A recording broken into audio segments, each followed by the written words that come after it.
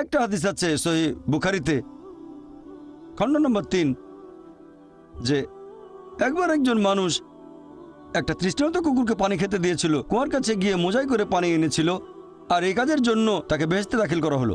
সহিহ বুখারীতে আছে আরেকটা হাদিস খণ্ড নম্বর 4, একবার এক পতিতা একটা তৃষ্ণার্ত কুকুরকে পানি খেতে দিয়েছিল, এজন্য সে বেহেশত পেল। এক সাহাবা প্রশ্ন করলেন যে কুকুরকে পানি খাওয়ালেও কি আমরা পুরস্কার পাবো? নবী বললেন অবশ্যই, কেন না।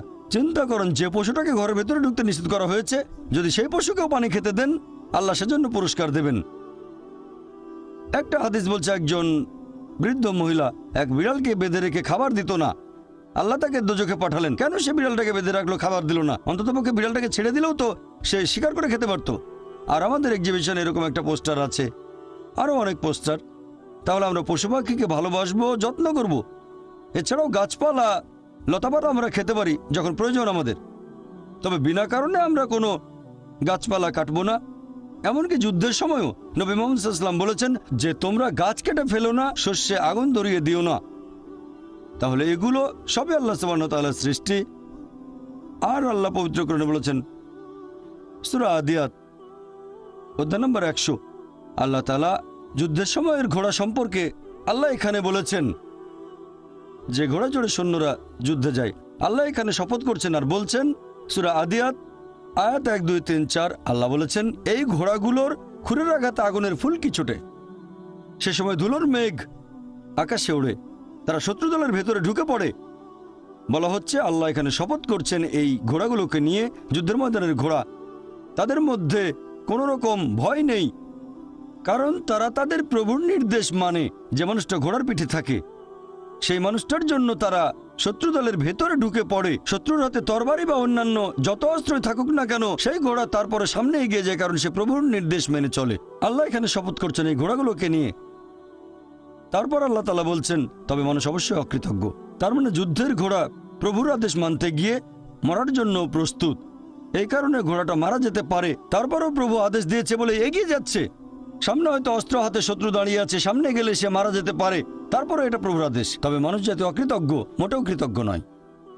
সে কারণে এই পৃথিবীর প্রত্যেকটা মানুষের দায়িত্ব হচ্ছে পৃথিবীর জীবনের এই উদ্দেশ্য পূরণ করা যে আমাদের কোন কারণে সৃষ্টি করা হয়েছে। আল্লাহ সুবহানাহু ওয়া তাআলা আমাদের সৃষ্টিকর্তা, পরম করুণাময়, পরম দয়ালু, পরম ক্ষমাশীল, পরম ন্যায় বিচারক। তাই প্রত্যেকটা মানুষের দায়িত্ব আমরা আল্লাহ সুবহানাহু ওয়া তাআলার ইবাদত করব, আল্লাহ ব্যতীত কারো ইবাদত করব না। আর আমাদের ইহকালের এই জীবন পরকালের জন্য একটা পরীক্ষা। যদি আল্লাহর আদেশ মেনে চলি বেহেশতে যেতে পারবো, যদি না মানি পরীক্ষায় ফেল করব, জাহান্নামে যেতে হবে। আর আমরা সেই সব নিয়ামতগুলো যত্ন নেব যেগুলো আল্লাহ আমাদের দিয়েছেন। আমার লেকচার শেষ করার আগে কোরআনের একটা আয়াতের উদ্ধৃতি দিচ্ছি। সূরা আলে ইমরান অধ্যায় নম্বর 3 আয়াত 110 বলা হয়েছে, কুনতুম খায়রা উম্মাতিন উখরিজাত লিন-নাস, হে মুসলিম তোমরা শ্রেষ্ঠ উম্মত, মানব জাতির জন্য আবির্ভূত। আমাদের বলা হয়েছে খায়রা উম্মাহ, শ্রেষ্ঠ উম্মত। যখনই কোনো সম্মান পাবেন তখনই আপনাকে দায়িত্ব পালন করতে হবে, দায়িত্ব পালন না করলে সম্মান পাবেন না। আর দায়িত্বের কথা এই আয়াতেই আছে। আল্লাহ বলেছেন তা'মিরুনা বিল মারুফি ওয়া তানহাউনা আনিল মুনকার ওয়া তু'মিনুনা বিল্লাহ, কারণ তোমরা সৎ কাজে নির্দেশ দাও, অসৎ কাজে নিষেধ করো এবং আল্লাহকে বিশ্বাস করো। প্রত্যেক মানুষের দায়িত্ব হচ্ছে প্রচার করা, সে যতখানি জানে। যদি সৃষ্টির পেছনের উদ্দেশ্যটা জানেন সেটা অন্যদের বলেন। আমাদের সৃষ্টি করা হয়েছে আল্লাহ সুবহানাহু ওয়া তাআলার ইবাদত করার জন্য, অন্য কারো না। ইহকালের জীবন পরকালের জন্য পরীক্ষা। মানুষকে আহ্বান করেন সত্যের পথে, সত্যের পথে চলে আসতে বলেন।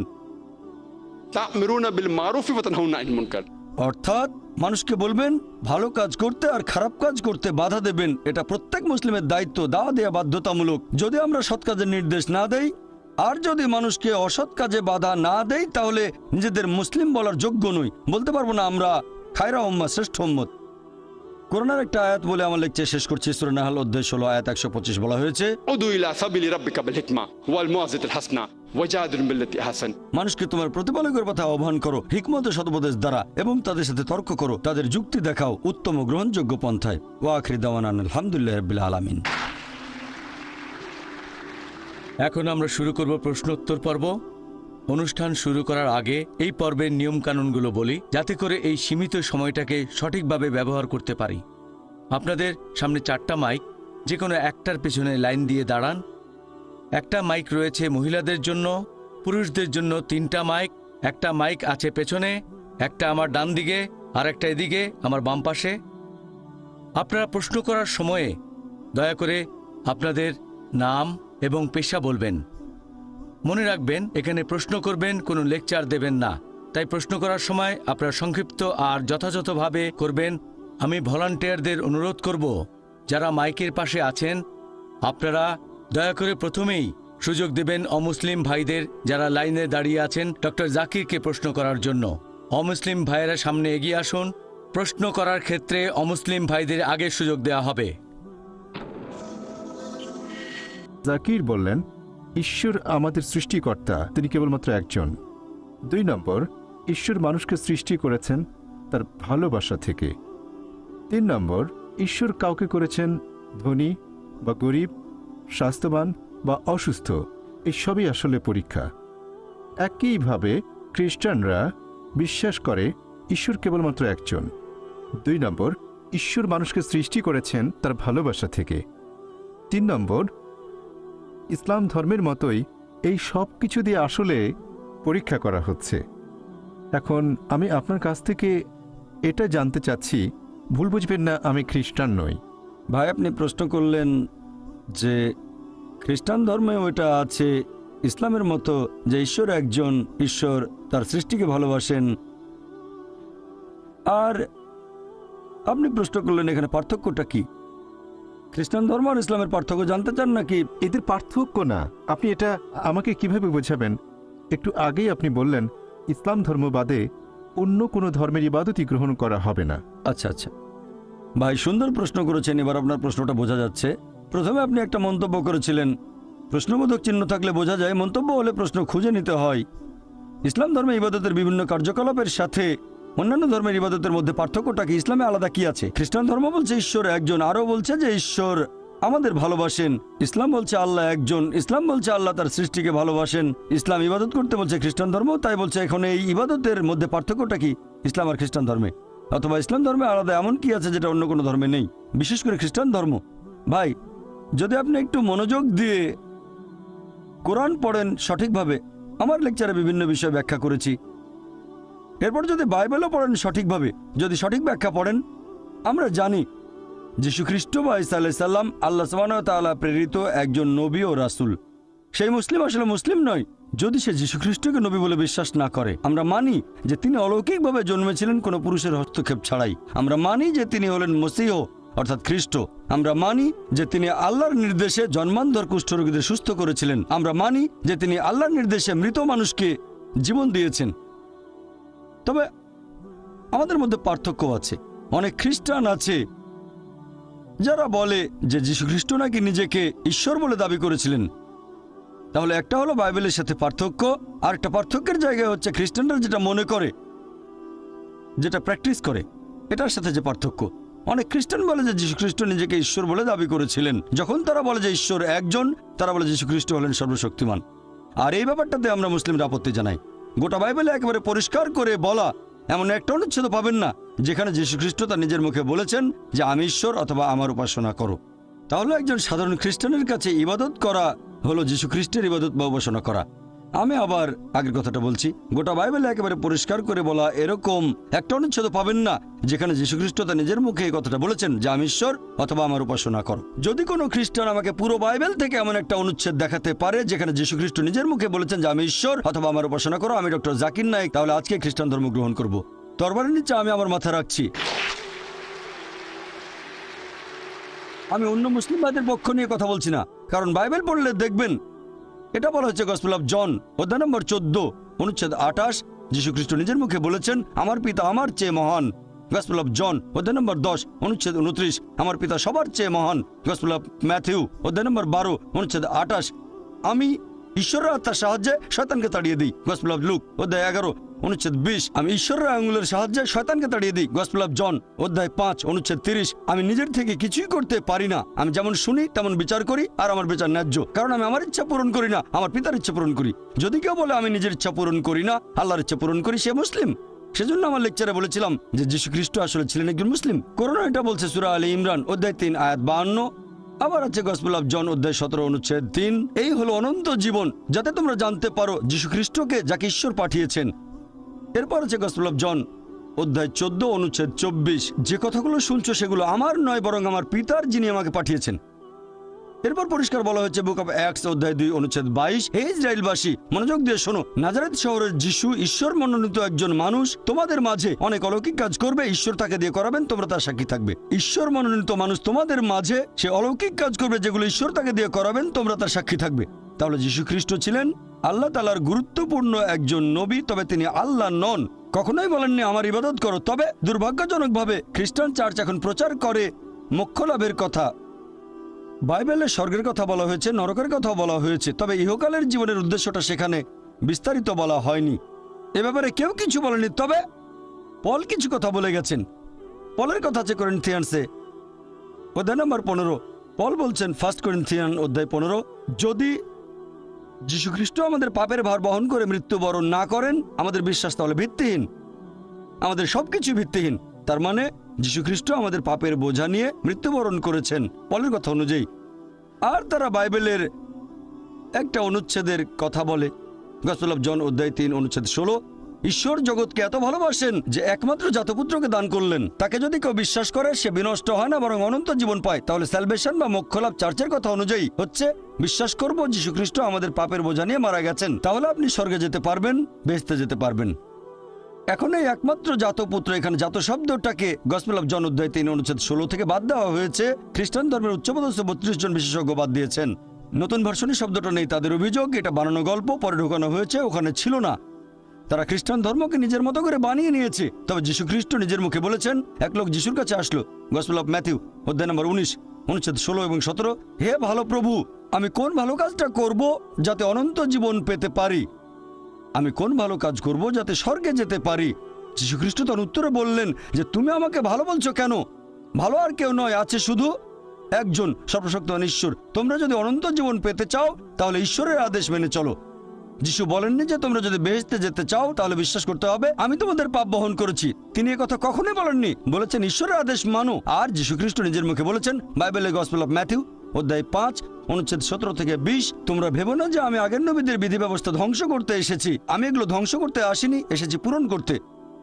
আকাশ ও পৃথিবী লোপ না হওয়া পর্যন্ত এই বিধি ব্যবস্থার একটা বিন্দু বিসর্গ লোপ পাবে না, সবই পূর্ণ হবে। আর যারা এই বিধি ব্যবস্থা পালন করে অন্যদেরকে শিক্ষা দেয় তারা স্বর্গের রাজ্যে মহান গণ্য হবে। আর যারা এই বিধি ব্যবস্থার সামান্য একটু আদেশ অমান্য করে তাদের স্বর্গরাজ্যে তুচ্ছ গণ্য করা হবে। যদি তোমাদের ন্যায়নিষ্ঠতা শিক্ষক আর ফরিসীদের ন্যায়নিষ্ঠকে অতিক্রম না করে তাহলে তোমরা স্বর্গের রাজ্যে প্রবেশ করতে পারবে না। যদি ভালো খ্রিস্টান হতে চান তাহলে ঈশ্বরের সব আদেশ মানতে হবে, যে ঈশ্বর কেবলমাত্র একজন, মূর্তি পূজা করবো না, মুসা আলাইহিস সালাম যেগুলো করতে বলেছিলেন। তাহলে দেখতে পাচ্ছেন বাইবেল নিয়ে যদি গবেষণা করেন দেখবেন সেখানে মাত্র একজন ঈশ্বরের কথা আছে, ট্রিনিটি না। আল্লাহ পবিত্র কোরআনে বলেছেন সূরা নিসা অধ্যায় 4 আয়াত 171, ওয়ালা তাকুলু সালাসা, তোমরা ট্রিনিটি বলো না, ইনতাও খায়রুল লাকুম, নিবৃত হবে, এতে তোমাদের কল্যাণ। যদি বলেন ঈশ্বরের একের ভিতরে 3, সেটা হবে শিরক, মোক্ষ লাভ করতে পারবেন না।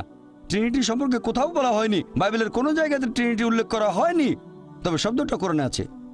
সূরা নিসা অধ্যায় 4 আয়াত 171, তো ছাড়াও আছে সূরা মাইদা অধ্যায় 5 আয়াত নাম্বার 73, বলা হয়েছে লাকাদ কাফারাল্লাযিনা ক্বালু ইন্নাল্লাহু সালিসু সালাসা, তারা কুফরি করছে, ধর্মের অবমাননা করছে যারা বলে যে আল্লাহ তিনের মধ্যে একজন। বাইবেলের কোনো জায়গায় ট্রিনিটি শব্দটা ব্যবহার করা হয়নি। এর কাছাকাছি শব্দটা আছে ফার্স্ট এপিস্টল অফ জন অধ্যায় 5 অনুচ্ছেদ 7, বলা হয়েছে স্বর্গের রাজ্যে 3 জন হিসাব লিপিবদ্ধ করেন, পিতা, পুত্র, পবিত্র আত্মা, আর এরা 3 জন এক। এখন বাইবেলের এই অনুচ্ছেদটা খ্রিস্টান ধর্মের উচ্চপদস্থ 32 জন বিশেষজ্ঞ বাইবেল থেকে বাদ দিয়েছেন, কারণ তাদের মতে এটা বানানো গল্প, পরে ঢুকানো হয়েছে। এই শব্দটা কখনোই এখানে ছিল না। তাহলে ট্রিনিটি শব্দের কাছাকাছি যে অনুচ্ছেদ, ট্রিনিটি বলা হয়নি তবে কাছাকাছি, সেটাকে বাদ দিয়েছেন কারণ এটা বানানো গল্প। তাহলে বুঝতে পারছেন, যদি যাচাই করতে চান কোনটা সঠিক বাইবেলে, তখন দেখবেন ফুরকান, এটাই হলো মানদণ্ড। এই মানদণ্ডই বলবে কোনটা সঠিক কোনটা বেঠিক। যদি তুলনা করে দেখেন আর খ্রিস্টানদের বাইবেল পড়েন, বাইবেলে কখনোই বলা হয়নি যে যীশু খ্রিস্ট সর্বশক্তিমান ঈশ্বর। বলা হয়েছে কেবল এক ঈশ্বরের উপাসনা করবেন। যীশু খ্রিস্টকে জিজ্ঞেস করা হয়েছিল যে ঈশ্বরের প্রথম আদেশটা কি। এটা আছে গসপেল অফ মার্ক অধ্যায় নম্বর 12 অনুচ্ছেদ 29, বলা হয়েছে শামা ইসরাঈলু আদনাল হাইন ওয়া আদনা খাদ, এই হিব্রু রীতির মানে শোনো হে ইসরায়েলবাসী, প্রভু আমাদের ঈশ্বর কেবল একজন। এখন খ্রিস্টানদের বাইবেল পড়ে দেখবেন আমাদের জীবনের সঠিক উদ্দেশ্য বলা হয়নি, এটা অস্পষ্ট। আর খ্রিস্টানদের চার্চ পলের শিক্ষাগুলো গ্রহণ করেছে। সেন্ট পল বলেছেন যদি বিশ্বাস করো যিশু তোমার পাপ নিয়ে মারা গেছেন তাহলে তুমি স্বর্গে যেতে পারবে। তারপর যা খুশি করেন, চুরি করেন, ধর্ষণ করেন, যে কোনো অপরাধ করতে পারেন, যদি আমার পাপের বোঝা নিয়ে যিশু খ্রিস্ট ক্রুশবিদ্ধ হয়ে মৃত্যুবরণ করে থাকেন তাহলে আমি যা খুশি করতে পারি। যেমন ধরেন কেউ আমাকে বলল একটা রেস্টুরেন্টে গিয়ে যা ইচ্ছে খেতে পারেন, আমি বিল দিয়েছি, তখন আমি ইচ্ছে মতো খাবো, চিকেন, মাটন, বিরিয়ানি যা ইচ্ছে খেতে পারি। তাহলে যিশু খ্রিস্ট যদি আমার পাপের বোঝা নিয়ে মৃত্যুবরণ করেন তখন যে কোনো পাপ করতে পারবেন, তারপরে বেহেশতে যাবেন, শুধু মানবেন যিশু পাপের বোঝা নিয়ে মারা গেছেন। তাহলে খ্রিস্টানদের চার্চ এটা শিক্ষা দেয়, বাইবেলে এমন কথা বলা হয়নি। এজন্য আমার ভিডিও ক্যাসেট দেখতে পারেন, similarities between Islam and Christianity, সেখানে সাদৃশ্যগুলোর কথা বলেছি। সেজন্যই বলেছিলাম যিশু খ্রিস্ট মানুষকে যে শিক্ষা দিয়েছেন সেটা ইসলাম, মানে আল্লাহর কাছে আত্মসমর্পণ করা। রবি, আর আমি আইআইটির ছাত্র। আপনি বললেন ভালোবাসার কথা। আমার কাছে যেটা মনে হয় যে প্রেম, আমি যদি ভগবানকে প্রেম করি তাহলে এই সততা ইত্যাদি আপনি যে ভালো গুণাগুণের কথা বলেছেন যেগুলো আমাদের মধ্যে থাকা উচিত, আল্লাহর একজন বান্দার যেগুলো থাকা উচিত, সেগুলো তো তখন এমনিতেই চলে আসবে। তাহলে এইসব নিয়ম কেন? আল্লাহ আপনাদের কোরআনে যেগুলো বলেছেন এই নিয়ম মানা কি জরুরি? আমি যদি ভগবানকে প্রেম করি সেটা কি তাহলে যথেষ্ট নয়? শুধু এভাবেই কি আমি ভগবান বা আল্লাহর প্রশংসা করতে পারি না? ভাই একটা প্রশ্ন করলেন, আমি প্রশ্নটা আরেকবার বলছি। আপনি বললেন যে ঈশ্বর ভালোবাসেন আর মানুষ ঈশ্বরকে ভালোবাসেন, আর ঈশ্বরকে ভালোবাসলে যে সব গুণের কথা বলেছিলাম, সততা, দানশীলতা, এগুলো অটোমেটিক্যালি চলে আসবে। তাহলে এটার কি প্রয়োজন আছে যে আমরা আল্লাহ তাআলার নির্দেশ মানব যেগুলো আছে কোরআনে? এটার কি দরকার আছে? ভাই, যদি সবকিছু অটোমেটিক্যালি চলে আসে তাহলে আপনিও অটোমেটিক্যালি কোরআনের নির্দেশগুলো মানবেন। তবে সবাই কিন্তু সবকিছু অটোমেটিক্যালি পায় না, বুঝতে পারলেন? তাহলে আল্লাহ যেটা চান, আপনি যদি সৃষ্টিকর্তাকে ভালোবাসেন, যেমন ধরেন আমি বললাম আমার মাকে আমি ভালোবাসি, আমি আমার মাকে ভালোবাসি। আমার মা আমাকে বলল বাছা আমার মিথ্যে বলো না, আমি বললাম মাকে ভালোবাসি, কিন্তু মিথ্যে বললে ক্ষতি কি? আমার মা বলল আমাকে এক গ্লাস পানি দাও, মা তোমাকে খুব ভালোবাসি, তোমাকে পানি খাওয়াতে পারবো না। আমি অসুস্থ, কয়েকটা ট্যাবলেট এনে দাও, মা আমি তোমাকে খুব ভালোবাসি। যদি আমার মায়ের নির্দেশগুলো না মেনে চলি তাহলে এই ভালোবাসা দিয়ে কি হবে? এটা মূল্যহীন, শুধু মুখের কথা। সেজন্য আল্লাহ পবিত্র কোরআনে বলেছেন সূরা আনকাবুত অধ্যায় নম্বর 29 আয়াত নম্বর 2, যদি শুধু মুখে বলো ঈমান এনেছি, আল্লাহ তোমাদের পরীক্ষা করবেন। যদি বলেন আল্লাহকে ভালোবাসেন, আমি আল্লাহকে ভালোবাসি, আল্লাহ এতে ছেড়ে দেবেন না, অবশ্যই পরীক্ষা করবেন। শুধু যদি বলেন আল্লাহকে ভালোবাসি, শুধু যদি বলেন ঈমান এনেছি, আল্লাহকে বিশ্বাস করি, অবশ্যই আল্লাহ আমাদের পরীক্ষা করবেন। তাহলে এই জীবন একটা পরীক্ষা। এরপর যখন পরীক্ষা দিতে যাবেন, আপনি যদি সেই পরীক্ষার নিয়ম কানুন না জানেন তাহলে সমস্যা হবে। যেমন ধরেন আপনি একটা পরীক্ষা দিতে বসবেন, প্রথমে আপনি দেখবেন সেই পরীক্ষার সিলেবাসটা কি, তারপর সেই সিলেবাস অনুযায়ী পড়বেন। এখন আল্লাহ বেশ কিছু কথা বলেছেন, আমি আপনার সঙ্গে একমত। কিছু জিনিস বা গুণ যেমন সততা, দানশীলতা, এগুলো মানুষের ভেতরে থাকে, আল্লাহ এগুলো দিয়েছেন। তবে অনেক কিছুই তো আমরা জানি না। মদপান না করাটা ভেতরে থাকে না, দানশীলতার ব্যাপারটা মানুষের ভেতরে থাকে, মানে থাকতে পারে। যেমন কাউকে অত্যাচার করলে আপনার খারাপ লাগতে পারে, কিছু জিনিস আমাদের ভেতরে থাকে। জুয়া না খেলাটা ভেতরে থাকে না। তাহলে কিছু জিনিস ভেতরে আছে আর কিছু নেই। আমাদের যেটা করতে হবে, আমরা আল্লাহ সুবহানাহু ওয়া তাআলার নির্দেশগুলো সব মেনে চলবো। আর আল্লাহ বলেছেন এই জীবন একটা পরীক্ষা। তাহলে আপনি যদি আল্লাহর আদেশগুলো পড়ে না দেখেন, পরীক্ষা পাশ করবেন কিভাবে? আমি কেন এই কোরআন পড়তে বলছি? কারণ এই হলো একমাত্র বই যেটা আল্লাহ তাআলার আসমানি কিতাব, যেটা এখনো অবিকৃত অবস্থায় আছে। স্যার উইলিয়াম মেয়র কথা অনুযায়ী, যিনি ইসলামের একজন কড়া সমালোচক, তিনিও লিখতে বাধ্য হয়েছেন মানে তার সামনে অপশন ছিল না। পৃথিবীতে আর কোনো ধর্মগ্রন্থ নেই পবিত্র কোরআনের মতো যেটা 1200 বছর ধরে অবিকৃত অবস্থায় আছে। তিনি এটা বলেছেন 200 বছর আগে। ইসলামের সমালোচক হয়েও তার কোনো অপশন ছিল না, মিথ্যে বলতে পারেননি, তাই এটা লিখেছেন। আপনারা যদি আল্লাহ সুবহানাহু ওয়া তাআলার সবগুলো আসমানি কিতাব একটু ভালো করে দেখেন, আল্লাহ অনেক ওহী পাঠিয়েছেন। আমরা এরকম 4টার নাম জানি, তাওরাত, জাবুর, ইনজিল আর কোরআন। তাওরাত হলো সেই আসমানি কিতাব যেটা নাজিল হয়েছিল মুসা আলাইহিস সালামের উপর। জাবুর হলো সেই আসমানি কিতাব যেটা নাজিল হয়েছিল দাউদ আলাইহিস সালামের উপর। ইনজিল হলো সেই আসমানি কিতাব যেটা নাজিল হয়েছিল যিশু আলাইহিস সালামের উপর। আর কোরআন হলো সেই আসমানি কিতাব যেটা নাজিল হয়েছিল সর্বশেষ চূড়ান্ত নবী মুহাম্মদ সাল্লাল্লাহু আলাইহি সাল্লামের উপর। আর আল্লাহ পবিত্র কোরআনে বলেছেন সূরা রদ অধ্যায় 13 আয়াত নম্বর 38, আমি প্রত্যেক যুগে ওহী প্রেরণ করেছি। অনেক আসমানি কিতাব নাজিল হয়েছে, সময়ের সাথে সাথে সেগুলো বিকৃত হয়ে গেছে। একমাত্র যে আসমানি কিতাব এখন অবিকৃত অবস্থায় আছে সেটা পবিত্র কোরআন। সেজন্য আমি বলেছি, যদি আল্লাহর সত্যিকারের আদেশগুলো মেনে চলতে চান তাহলে কোরআন পড়েন। আর আপনি যদি হিন্দু হন জিজ্ঞেস করতে পারেন এটা কিভাবে প্রমাণ করবেন। সেজন্য আমার লেকচার শুনবেন, অনুষ্ঠিত হবে 18 জানুয়ারি রবিবার, সিমিলারিটিজ বিটুইন হিন্দুইজম অ্যান্ড ইসলাম। মাইকে। আমার নাম প্রসন্ন, এমবিবিএস এর ছাত্র। স্যার, আপনি বললেন যে প্রয়োজন ছাড়া পশু হত্যা করা ঠিক না, টার্গেট প্র্যাকটিস বা শিকারের জন্য। বর্তমানে পৃথিবীতে একজন মানুষ ভেজিটেরিয়ান হয়েও সুস্থভাবে আর সুন্দরভাবে থাকতে পারে।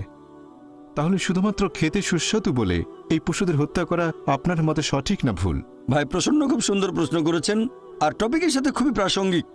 আমি আমার লেকচারে বলেছি পশু পাখি হত্যা করা উচিত না, তারা আল্লাহর সৃষ্টি, যদি না খাওয়ার প্রয়োজন হয়। টার্গেট প্র্যাকটিস করবেন না। তাহলে মুসলিমরা কেন পশু হত্যা করে? ভেজ খেয়ে সুস্থ থাকতে পারে আপনার মতে, এমবিবিএস এর একজন ছাত্র, তাহলে শুধু ভালো স্বাদের জন্য কেন প্রাণী হত্যা? ভাই 1 নম্বর পয়েন্ট, একজন মুসলিম পুরো ভেজিটেরিয়ান হয়েও খুব ভালো মুসলিম হতে পারে। কোরআনের কোনো আয়াত বা কোনো হাদিস বলছে না যে এটা বাধ্যতামূলক, এটা ফরজ ননভেজ খাওয়া, পশুর মাংস। ভেজিটেরিয়ান হয়েও আপনি খুব ভালো মুসলিম হতে পারেন। তবে আল্লাহ সুবহানাহু ওয়া তাআলা পবিত্র কোরআনে বলেছেন, সূরা মাইদা অধ্যায় নম্বর 5 আয়াত নম্বর 1, তোমাদের জন্য খাদ্য সব চতুষ্পদ প্রাণী যেগুলো তোমাদের জন্য হালাল, সেই সব চতুষ্পদ তোমাদের জন্য হালাল, উল্লেখিত পশুগুলো বাদে। আল্লাহ বলেছেন সূরা নাহাল অধ্যায় নম্বর 16 আয়াত নম্বর 5 যে আল্লাহ তোমাদের জন্য চতুষ্পদ জন্তু সৃষ্টি করেছেন যাতে তোমরা তাদের মাংস খেতে পারো। পবিত্র কোরআনে সূরা মুমিনুন অধ্যায় 23 আয়াত 21 যে নিশ্চয়ই গবাদি পশু তোমাদের জন্য একটি নিদর্শন, কারণ তাদের শরীরের ভেতর থেকে তোমাদের জন্য দুধ উৎপাদন করি, এতে তোমাদের জন্য উপকারিতা আছে, আর এদের মাংস তোমরা খেতে পারো। সৃষ্টিকর্তা আল্লাহ সুবহানাহু ওয়া তাআলা আমাদের অনুমতি দিয়েছেন এই মাংস আমরা খেতে পারবো, তাহলে আমরা কেন খাবো না? এবার আপনার যুক্তিটাতে আসি যে এই গবাদি পশুর মাংস, আপনি তো এমবিবিএস এর ছাত্র, আমিও মেডিকেল ডাক্তার, এমবিবিএস পাশ করেছি। এমবিবিএস এর ছাত্র হিসেবে এটা হয়তো পড়েছেন, আমি জানি না, ফার্স্ট ইয়ারে পড়ে থাকতে পারেন আপনি, যে কিছু অ্যামিনো অ্যাসিড আমাদের শরীরে সংশ্লেষিত হয় না, এগুলোকে বলা হয় এসেনশিয়াল অ্যামিনো অ্যাসিড। এরকম 8টা অ্যামিনো অ্যাসিড। এখন এই 8টা অ্যামিনো অ্যাসিড খাবারের মাধ্যমে সরবরাহ করা হয়। খাবারের মাধ্যমে সরবরাহ করা না হলে শরীরে ক্ষতি হতে পারে। পৃথিবীর কোনো ভেজিটেবলে আপনি এই 8টা অ্যামিনো অ্যাসিডের সবগুলো পাবেন না, এরকম নেই। একমাত্র যে খাবার এই 8টা অ্যামিনো অ্যাসিডের সবগুলো সরবরাহ করে থাকে সেটা হচ্ছে মাংস, মাছ, মাংস জাতীয় খাবার। মাংস জাতীয় খাবারে থাকে প্রচুর প্রোটিন, অনেক ভিটামিন, প্রচুর আয়রন থাকে, এটা স্বাস্থ্যকর। তবে আমি জানি যে আপনি ননভেজ খাবার না খেয়েও স্বাস্থ্যবান থাকতে পারবেন, অবশ্যই এটা সম্ভব। আপনি সুষম খাদ্য খেলেন, নিয়মিত চেক আপ করালেন ইত্যাদি, সম্ভব বলছি না স্বাস্থ্যবান হতে পারবেন না। তবে খাবারটা যখন স্বাস্থ্যকর তখন খাবেন না কেন? অনেকে এখানে কারণ দেখায় যে আমরা পশুদের কষ্ট দিচ্ছি, এ ব্যাপারে পরে বলছি। এখন আপনি যদি তৃণভোজী প্রাণীদের দাঁতগুলো দেখেন, গরু, ছাগল, ভেড়া, তাদের দাঁতগুলো সমান, তারা শুধু শাকসবজি খায়, কখনো মাংস জাতীয় খাবার খাবে না। আবার যদি মাংসাশী প্রাণীদের দাঁতগুলো একটু খেয়াল করেন, বাঘ, চিতাবাঘ, সিংহ, এদের দাঁতগুলো সূচালো, দাঁতগুলো তীক্ষ্ণ, শুধু মাংস খায়, কখনো ঘাস খাবে না। এখন যদি মানুষের দাঁতগুলো দেখেন, আয়নার সামনে দাঁড়ালে দেখতে পাবেন, আমিও দাঁড়ালে দেখতে পাবো যে আল্লাহ তাআলা আমাদের সমান দাঁত এবং সূচালো দাঁত দুটোই দিয়েছেন। যদি আল্লাহ তাআলা, যদি সৃষ্টিকর্তা চাইতেন আমরা শুধু ভেজ খাবার খাবো, তাহলে এই সূচালো দাঁত দিলেন কেন? এখন আপনি মেডিকেল ছাত্র, সূচালো দাঁত মাংস খাওয়ার জন্য, এতেই প্রমাণ হয় আল্লাহ এটা দিয়েছেন ননভেজ খাবার খাওয়ার জন্য। এছাড়াও তৃণভোজী প্রাণীদের যে পরিপাকতন্ত্র, যেমন গরু, ছাগল, ভেড়া মাংস হজম করতে পারে না, শুধু শাকসবজি হজম করতে পারে। এরপর মাংসাশী প্রাণীদের পরিপাকতন্ত্র, বাঘ, চিতাবাঘ, সিংহ শুধু মাংস হজম করতে পারে, শাকসবজি হজম করতে পারে না। তবে আমাদের মানুষদের যে পরিপাকতন্ত্র, আপনি মেডিকেল ছাত্র তাই জানেন, আমরা ভেজ ননভেজ দুটোই হজম করতে পারি, ভেজিটেবল মাংস দুটোই হজম করতে পারি, মাংস হজম হয়। যদি আল্লাহ চাইতেন আমরা শুধু ভেজ খাবারই খাবো, তাহলে দুটোই হজম করতে পারা পরিপাকতন্ত্র কেন আমাদের দিলেন? দিয়েছেন এগুলো খাওয়ার জন্য। এবার আপনার প্রশ্নটা, অনেকের মধ্যে ভুল ধারণা আছে, হিন্দুদের অনেকেই ভাবে যে হিন্দু ধর্মগ্রন্থ ননভেজ খাবার খাওয়ার অনুমতি দেয় না। কোরআনের উদ্ধৃতি দিয়েছি, যদি আপনি হিন্দু ধর্মগ্রন্থ পড়েন, যদি পড়েন মনুস্মৃতি অধ্যায় নম্বর 5, মনুস্মৃতি অধ্যায় 5 অনুচ্ছেদ 30 এবং 31, বলা হয়েছে যে তুমি যদি কোনো পশুর মাংস খাও যেটার মাংস খাওয়ার জন্য, তাহলে কোনো পাপ করছো না, কারণ সর্বশক্তিমান ঈশ্বর কিছু পশুকে করেছেন খাদক এবং কিছুকে খাদ্য। মনুস্মৃতি অধ্যায় 5 অনুচ্ছেদ 31 যে তুমি যদি কোনো পশুকে বলি দাও, পশু উৎসর্গ করো, তুমি কোনো পাপ করছো না। মনুস্মৃতি অধ্যায় 5 অনুচ্ছেদ 39-40 বলা হয়েছে যে সর্বশক্তিমান ঈশ্বর কিছু পশুকে বানিয়েছেন উৎসর্গ করার জন্য, তাই উৎসর্গ করা পশুকে বলি দিলে হত্যা করা হবে না। মনুস্মৃতি অধ্যায় 5 অনুচ্ছেদ 41 ও 42 বলছে যে একজন ব্রাহ্মণ যার জ্ঞান আছে আর যে সজ্ঞানে কোনো পশুকে উৎসর্গ করে তাহলে সেই পশু স্বর্গে যাবে আর সেই ব্রাহ্মণও স্বর্গে যাবে। এরপর আছে ঋগ্বেদে গ্রন্থ নম্বর 10 অনুচ্ছেদ 27 পরিচ্ছেদ 2। এক লোক বলছে, আমি যুদ্ধ করতে যাচ্ছি, আমি ফিরে আসলে বড় একটা ষাঁড় প্রস্তুত রেখো। এরপর ঋগ্বেদ গ্রন্থ নম্বর 10 অনুচ্ছেদ 28 পরিচ্ছেদ 4 বলা হয়েছে যে ইন্দ্র তিনি বলছেন আমার খাওয়ার জন্য ষাঁড় প্রস্তুত রেখো, ষাঁড়ের মাংস খাবে। এরপর যদি পড়েন মহাভারত অনুশাসন পর্ব অধ্যায় নম্বর 88, সেখানে পড়লে দেখবেন কথাটা মনুস্মৃতিতেও আছে। অধ্যায় নম্বর 3 অনুচ্ছেদ 266 থেকে 277। যুধিষ্ঠির জিজ্ঞেস করলো ভীষ্মকে, আমরা কি উৎসর্গ করব আজকের যজ্ঞে, মানে পূজায় উৎসর্গ হিসেবে, যাতে আমাদের পূর্বপুরুষেরা সন্তুষ্ট থাকবেন। তখন ভীষ্ম উত্তরে বললেন যে তুমি যদি শাকসবজি দাও, ভেজিটেবল, আমাদের পূর্বপুরুষরা সন্তুষ্ট থাকবেন 1 মাস। যদি মাছ দাও সন্তুষ্ট থাকবেন 2 মাস। যদি মাংস দাও সন্তুষ্ট থাকবেন 3 মাস। যদি খরগোশ দাও তাহলে সন্তুষ্ট থাকবেন 4 মাস। যদি ছাগলের মাংস দাও সন্তুষ্ট থাকবেন 5 মাস। শূকরের মাংস দিলে 6 মাস। হরিণের মাংস দিলে 7 মাস। আর পাখির মাংস দিলে 8 মাস। এভাবে আরো অনেক বলা হয়েছে। এটা হিন্দুদের ধর্মগ্রন্থ। এছাড়া আরো বলা হয়েছে মহিষের মাংস দিলে সন্তুষ্ট থাকবেন 11 মাস। যদি গরুর মাংস দাও তাহলে 12 মাস। আর গন্ডারের মাংস দিলে সারা জীবনের জন্য। তাহলে হিন্দুদের ধর্মগ্রন্থ এটা বলছে। হিন্দুদের বিভিন্ন ধর্মগ্রন্থ আমাদের অনুমতি দিয়েছে যে আমরা ননভেজ খেতে পারবো, এমনকি গরুর মাংস। এটা আমার কথা না, সবগুলো রেফারেন্স বলেছি আমি, চেক করে দেখতে পারেন, এটা পুরোপুরি সঠিক। এবারে লজিক্যাল কারণটা একটু দেখি যে আমাদেরকে কেন পশু পাখির বিভিন্ন ক্ষতি করতে হবে। আমরা তো ননভেজ খাবার খেয়েই বেঁচে থাকতে পারি। মানুষ একটা লজিক দেখায় যে পশু হত্যা করা খুব বড় অপরাধ, আর একটা গাছ হত্যা করা কম অপরাধ, কারণ গাছের জীবন নেই, এটাই তাদের লজিক। আগেকার হিন্দু মুনি ঋষিরা ননভেজ খেতেন, গরুর মাংস তারা খেতেন, তবে তাদের প্রভাবিত করেছে জৈনরা। তাদের অহিংসা নীতি এরকম বলে যে গাছের কোনো জীবন নেই, তাই গাছপালা খাওয়া পশু হত্যা করার চেয়ে অনেক কম অপরাধ। তবে এখন আমি জানি যে গাছপালার জীবন আছে, এখন তাদের লজিক বদলে গেছে। বলে আচ্ছা ভাই জাকির, মানলাম গাছের জীবন আছে, তবে গাছ ব্যথা অনুভব করতে পারে না, তাই গাছ হত্যা পশু হত্যা করার চেয়ে কম অপরাধ। এখন বিজ্ঞান আরও উন্নত হয়েছে আর আমরাও জানতে পেরেছি যে গাছপালাও ব্যথা অনুভব করে। গাছপালার নার্ভাস সিস্টেম আছে, ব্যথা অনুভব করে, গাছ কাঁদতেও পারে, অনেক সময় খুশি হয়, আবার কখনো দুঃখ পায়। তবে গাছপালার কান্না আমরা মানুষরা শুনতে পাই না, কারণ মানুষ যে তরঙ্গের শব্দ শুনতে পারে সেটা 20 সাইকেল পার সেকেন্ড থেকে 20,000 সাইকেল পার সেকেন্ড পর্যন্ত, এর নিচে বা উপরে মানুষ শুনতে পায় না। আপনারা হয়তো সাইলেন্ট ডগ হুইসেল দেখেছেন, কুকুর 40,000 পার সেকেন্ড পর্যন্ত শুনতে পারে। তাহলে এই হুইসেলের শব্দটা মানুষের শ্রবণযোগ্য তরঙ্গের উপরে, মানে 20,000 সাইকেল পার সেকেন্ডের উপরে, তবে 40,000 সাইকেল পার সেকেন্ডের নিচে। মালিক হুইসেল বাজালে মানুষ শুনতে পাবে না, কিন্তু কুকুর শুনে চলে আসবে। এখন গাছপালাও কাঁদে, কিন্তু আমরা শুনতে পাই না। কান্না শুনতে পাই না, তার মানে এই না যে তাদের অত্যাচার করব, যদি এটাকে অত্যাচার বলেন। একবার এক লোক বলেছিল যে ভাই জাকির, আমি মানছি গাছপালার জীবন আছে, গাছপালা ব্যথা অনুভব করে, তবে গাছপালার ইন্দ্রিয় মাত্র 2-3টা, পশু পাখির 5টা ইন্দ্রিয়, এজন্য গাছ হত্যা করাটা ছোট অপরাধ পশু হত্যার চেয়ে। আমি বললাম আচ্ছা ভাই, তর্কের খাতিরে আপনার কথা মানলাম, গাছে 2টো ইন্দ্রিয়, পশু পাখির 5টা আছে। এখন ধরেন আপনার এক ভাই জন্ম থেকেই বোবা আর কালা, 2টো ইন্দ্রিয় কম, বলতে পারে না, শুনতে পারে না। বড় হওয়ার পরে একটা লোক তাকে মেরে ফেললো, তখন কি জজের কাছে গিয়ে বলবেন, ও মাই লর্ড, খুনিকে একটু কম শাস্তি দেবেন কারণ আমার ভাইয়ের 2টো ইন্দ্রিয় কম ছিল? আপনি তো বলবেন ওকে আরো বেশি শাস্তি দেন, আমার ভাই মাসুম, একেবারে নিষ্পাপ, আমার ভাইকে মারলো কিভাবে?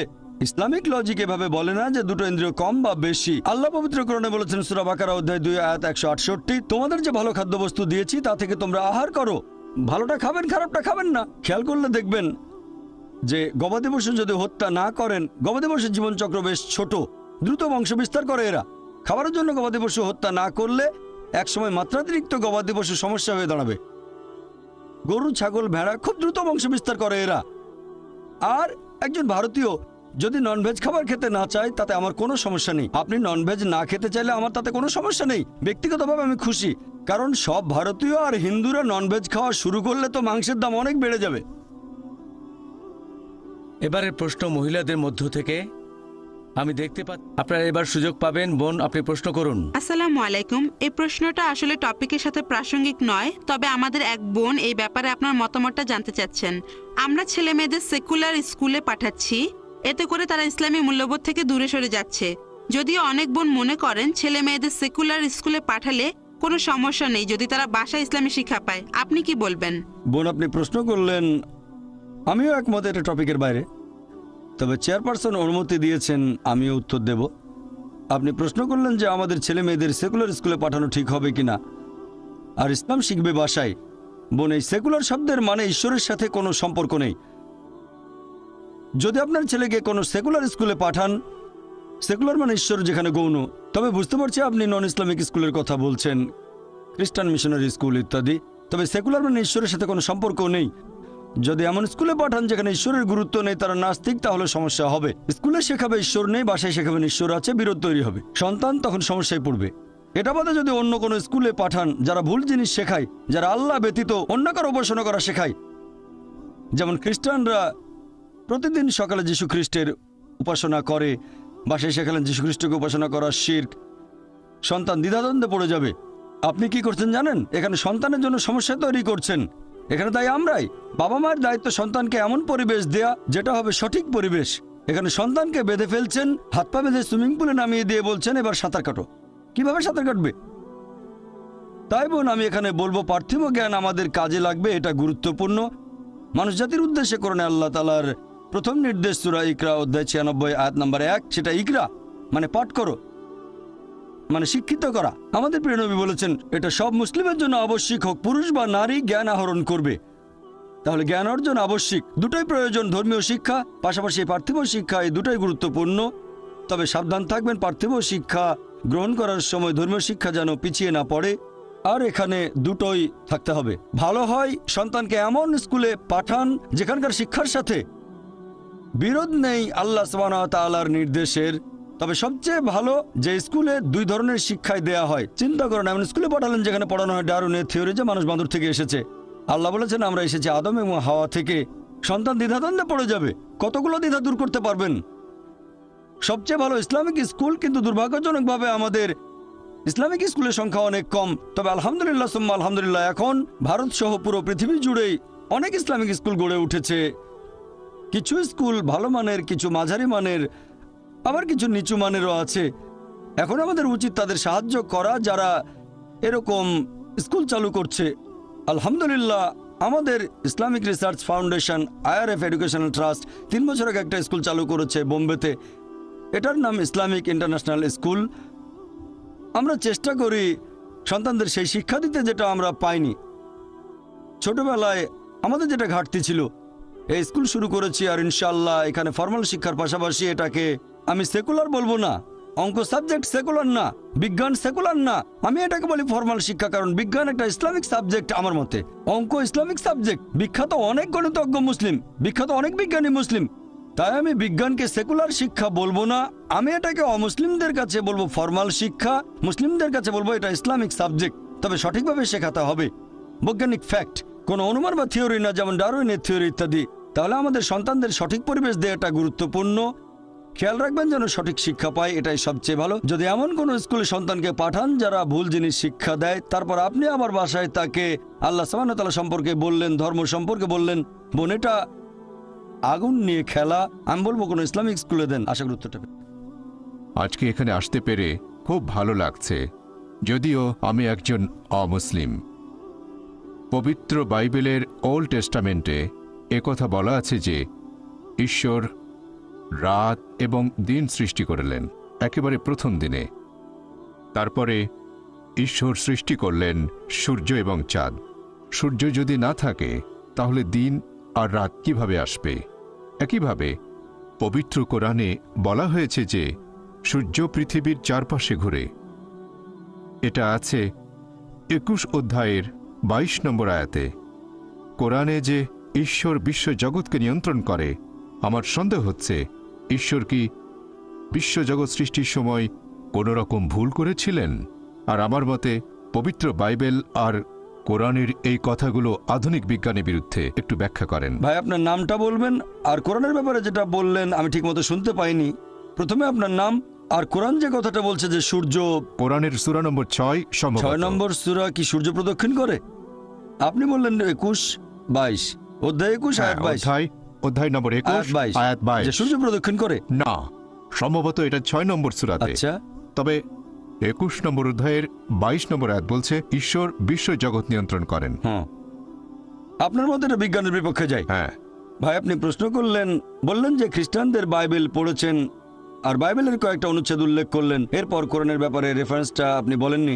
বললেন বাইবেলে আছে ঈশ্বর প্রথম দিনে সৃষ্টি করলেন দিবস এবং রাত্রি। আপনি যেটা বলেছেন সেটা আছে বাইবেলের প্রথম বইতে, বুক অফ জেনেসিস অধ্যায় 1 অনুচ্ছেদ 3।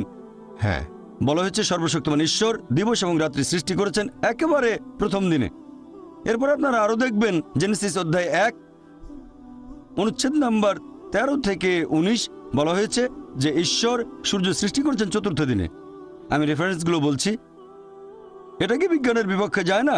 আমি আপনার সঙ্গে একমত, এটা বিজ্ঞানের বিরুদ্ধে। আমি একটা ডিবেট করেছিলাম ডক্টর উইলিয়াম ক্যাম্বেলের সাথে আমেরিকায়। ডক্টর উইলিয়াম ক্যাম্বেল একজন মিশনারি আর মেডিকেল ডাক্তার, কোরআনের বিরুদ্ধে বই লিখে ডক্টরেট ডিগ্রি পেয়েছেন। আর সেই ডিবেটের topic Quran, Bible and modern science. সেখানে আমি এই প্রশ্নটা করেছিলাম, তিনি উত্তর দিতে পারেননি। তাই আমি একমত যে বাইবেলের বেশ কিছু সমস্যা আছে। এবার প্রশ্নের দ্বিতীয় অংশ, যে পবিত্র কোরআন বলছে সর্বশক্তিমান ঈশ্বর এই মহাবিশ্বকে নিয়ন্ত্রণ করেন।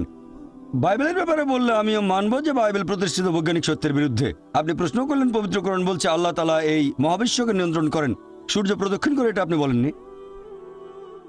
সূর্য প্রদক্ষিণ করে। আমি এরকমই শুনেছিলাম, সেজন্য প্রশ্নটা আবার বলতে বলেছি। আপনি বলছেন না কেন? আমি শুনেছিলাম। আপনি এখানে রেফারেন্স দিলেন অধ্যায় 21 আয়াত 22, রেফারেন্সটা ভুল। সঠিকটা হচ্ছে, স্যার হ্যাঁ আমি এক বলছি মিনিট। সঠিকটা সূরা আম্বিয়া অধ্যায় 21 আয়াত 33, আয়াত নাম্বার 22 না, আয়াত 33। এই যে কোরআন, আমি কথা বলছি মেমোরি থেকে, তবে আমি কম্পিউটার নই। না স্যার, আমি আপনি আবার প্রশ্ন করবেন? আমি উত্তরটা বলছি ভাই, আমার কথা শেষ হওয়ার পরে আপনি যত খুশি প্রশ্ন করতে পারেন, কোনো সমস্যা নেই। আপনি প্রশ্ন করেছেন, আমাকে উত্তরটা দিতে দেন। উত্তর শেষ হওয়ার পরে আমাকে আপনি আরো 20টা প্রশ্ন করবেন। যখন প্রশ্ন করেছিলেন আমি মনোযোগ দিয়ে শুনেছিলাম, এখন আমার উত্তরটা শোনেন। আর উত্তরের শেষে আপনি যত খুশি প্রশ্ন করতে পারেন। আপনাকে অনেক সময় দেবো, যদি চেয়ারম্যান রাজি না হন তাহলে অনুরোধ করব আরেকটু সময় দিতে। আপনি খুশি মনে এখানে এসেছেন, আমরাও খুশি এখানে আপনি এসেছেন। আপনি বললেন পবিত্র কোরআন বলছে সূরা আম্বিয়া অধ্যায় 21 আয়াত নাম্বার 22 আসলে 33, যে সূর্য প্রদক্ষিণ করে। এটা পবিত্র কোরআনে আছে, সূরা আম্বিয়া অধ্যায় 21 আয়াত 33 বলা হয়েছে هو الذي خلق الليل والنهار আল্লাহ তাআলা সৃষ্টি করেছেন দিন এবং রাত, والشمس والقمر সূর্য এবং চন্দ্র। كل في فلك يسبحون। প্রত্যেকে নিজস্ব গতিতে নিজকে চারপাশে বিচরণ করছে। আর তসলিমা নাসরিনও এই ভুলটার কথা উল্লেখ করেছিল। আপনারা চেনেন, নাম শুনেছেন? বাংলাদেশের সে বলেছিল একটা বই যদি বিশ্বাস করে সূর্য পৃথিবী চারপাশে ঘোরে তাহলে আমরা কিভাবে উন্নতি